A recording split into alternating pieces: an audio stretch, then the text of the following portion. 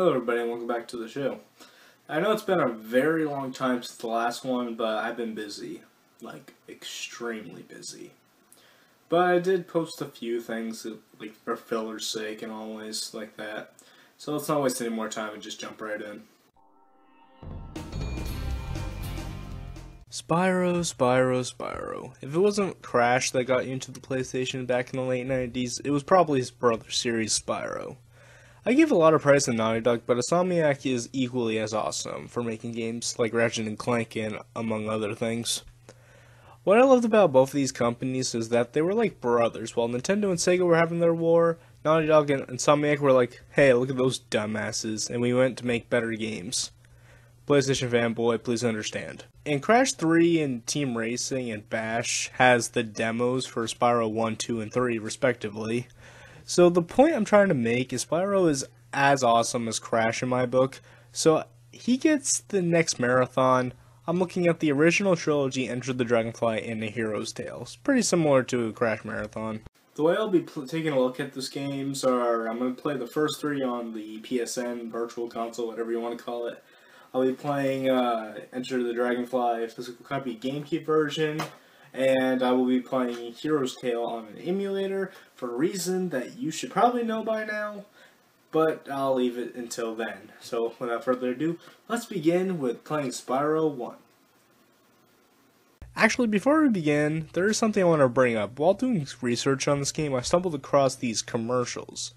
What the living hell am I even looking at? Somebody at Insomniac really hated sheep because this sheep gets abused like nobody's business. I mean, Crash went to shit-talk Nintendo, but this is...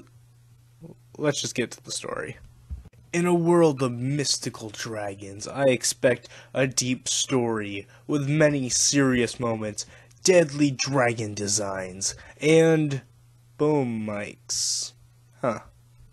Well, these dragons are being interviewed for some reason until they make fun of the main villain, Nasty Nork, and Nasty Nork pick her poison, who turns all the dragons into crystals, all but a little purple dragon named Spyro, whose mission is to save the dragons, defeat Nasty Nork, and rub his victory in Nork's face by stealing all of his money that would even make Wario cry. And in return, he goes back to the interview. That's the 1990s gaming for you. This is a 3D platformer that's mainly about collecting stuff in each level, a lot like Mario 64 and Banjo-Kazooie. The difference being, you're a dragon, not a plumber or a bear. So Spyro can spit fire like any dragon should, and he can also charge, which not only kills enemies, but also breaks fireproof crates and enemies that are immune to the fire. He can glide, which is helpful, but you're a dragon, you should be able to fly. Oh, look now, I can just fly in a certain levels, like it's nobody's fucking business. I could have saved myself in a lot of parts of the game, you son of a... Sorry, went on a little rant there. For your health bar this time around, you have a dragonfly named Sparks, and he's a very helpful little guy, because not only he's your health bar, yellow, green, blue, and then when he's gone, you die.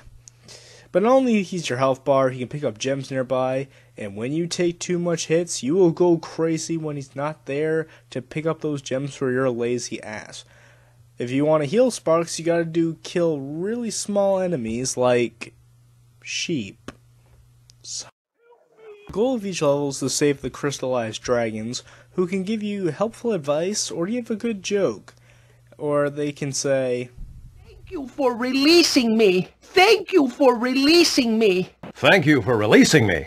Thank you for releasing me! Thank you for releasing me! Oh, thank you for releasing me! Thank you for releasing me! Thank you for releasing me! Thank you for releasing me! Thank you for releasing me! Thank you for releasing me! Thank you for releasing me! After freeing a dragon, it's your checkpoint. If you die, you can save your game and hear what the dragon has to say again. Thank you for releasing me! I saved you all. Other collectibles like the gems, the dragon eggs, have no purpose other than getting a secret level, which is collecting more stuff. It gives you nothing but 100% save file. Speaking of levels, the regular levels are good at best, forgettable at worst. Playing the other games beforehand, this really didn't help because some of the levels lack personality. More on that in Spyro 2, and a lot of levels have a lot of trial and error. When trying to get everything, and 75% of that is the fault of Spyro's control. I feel like Spyro carries a lot of momentum when moving, and turning is a real issue when you're platforming on small platforms. Now, to those levels that actually let you fly like the dragon you are, the goal of these levels is to complete 4 tasks with 8 things to torch with a time limit, and these levels gave me horrible PTSD flashbacks to Billy the fucking Wizard. But then I snapped out of it and thought, oh wait, this is a good game. And they aren't bad, but some of them are strict as fuck to beating. And you can gain extra time by every item you torch. The boss fights all suck. You hit them once, they run away. You hit them once, they run away. You hit them again, they die. Even the final boss does this, though. It's like I'm playing a 3D version of Sonic Advance 2's boss fights. Lame. I have reason to believe that Spyro the Dragon is like Crash 1 in terms of archaic design choices, and it's not as much as fun as it is in the sequels.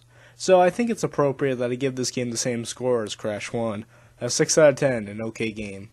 Now, to be fair, if I had to choose between the two to play, I would definitely play Spyro 1 over Crash 1. I know, it's blasphemous to hear me say that out loud, but honestly, this is the better game between the two.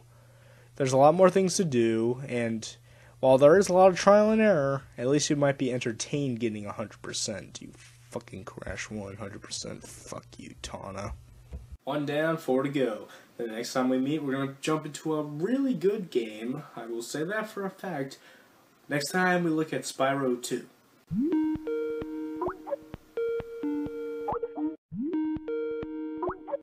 Guess who's here?